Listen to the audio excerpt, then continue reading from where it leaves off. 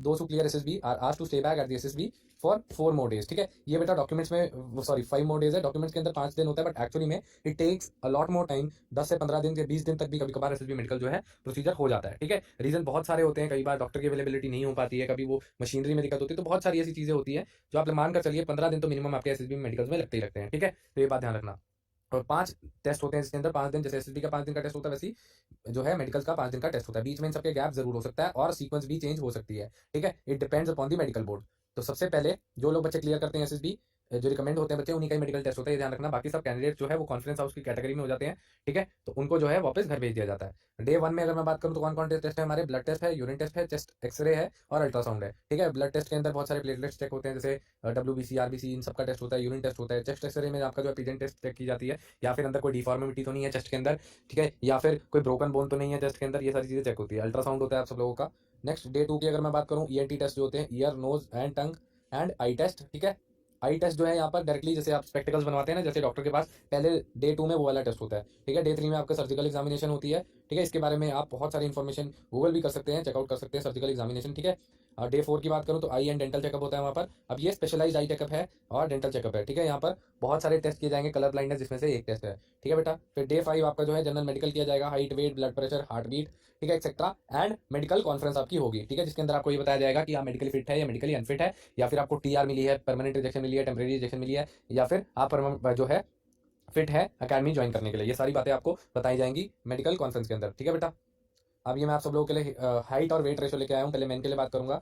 For age group 15 to 17, 18 से 22, 23 से 27 और 28 से 32 तक। ठीक है, अगर आपकी हाइट है 152 to 158 सेंटीमीटर और एज है 15 से 17 के बीच में, आपका वेट होना चाहिए 46 से 49 kg। 18 से 22 के लिए 47 से 50, 23 से 27 के लिए 50 से 54 और 28 से 32 के लिए 54 से 58। ऐसी 159 से लेकर 165 तक, 50 to 53, 51 to 55, 55 to 59, 59 to 63, 166 to 171, 54 to 56, 56 to 59, 60 to 64 और 63 to 66। ऐसी 172 से लेकर रेंज अगर 178 पर सेंटीमीटर चल रही है, देन 15 से 17 साल की उम्र वालों के लिए 57 से 60, age 18 to 22, 59 to 63, 23 to 27, 64 to 69 और 28 टू 32, 67 टू 71। नेक्स्ट 179 से लेकर 183, 15 से 17 के लिए 61 to 63, 18 to 22, 64 to 68, 23 to 27, 69 to 72 और 28 to 32, 72 to 74 kg। 184 to 185 centimetre, 64, 67 to 68, 73 to 74 and 75 for 30 to 22 to 38 age group के लिए। ठीक है बेटा, ऐसे ही वुमेन के लिए है 148 से लेकर 151 एज ग्रुप 20 से 25 और 26 से 30 तक, 43 टू 45 और 46 टू 48, 152 से लेकर 155 152 से लेकर 155 तक, 40 से 48 और 49 टू 51। ठीक है, 156 से लेकर 160 अगर सेंटीमीटर आपकी हाइट है लड़कियों की तो, और एज ग्रुप 20 से 25 है, तो वेट कितना होना चाहिए 49 टू 51। और अगर आप 26 टू 30 की एज की कैटेगरी में है तो आपका वेट होना चाहिए 52 टू 55। ठीक है, 161 से लेकर 165 तक, 52 से 54 और 55 से लेकर 58 तक। फिर 166 से लेकर 171 तक की बात करें, 55 से 58 और 59 to 62।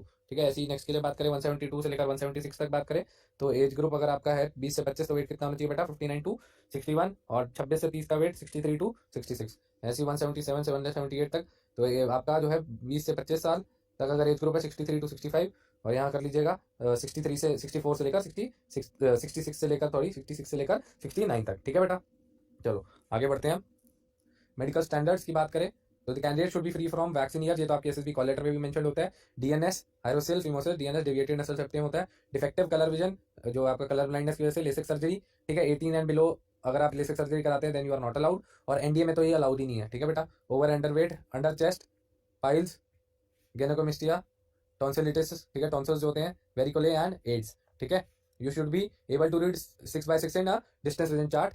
Colour vision standard should be CP3 minimum है ये।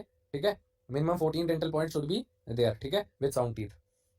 विजन स्टैंडर्ड की बात करें, अनकरेक्टेड विदाउट ग्लासेस। ठीक है, अगर अनकरेक्टेड है बिना चश्मों के तो 6x6 से लेकर 6x9 तक होना चाहिए। करेक्टेड विद ग्लास 6x6 तक चलेगा सिर्फ। ठीक है, अगर चश्मा लगा के तो 6x6 चलेगा, only for hypermetropia. Nil limits for myopia, limits for hypermetropia is +2 dioptre.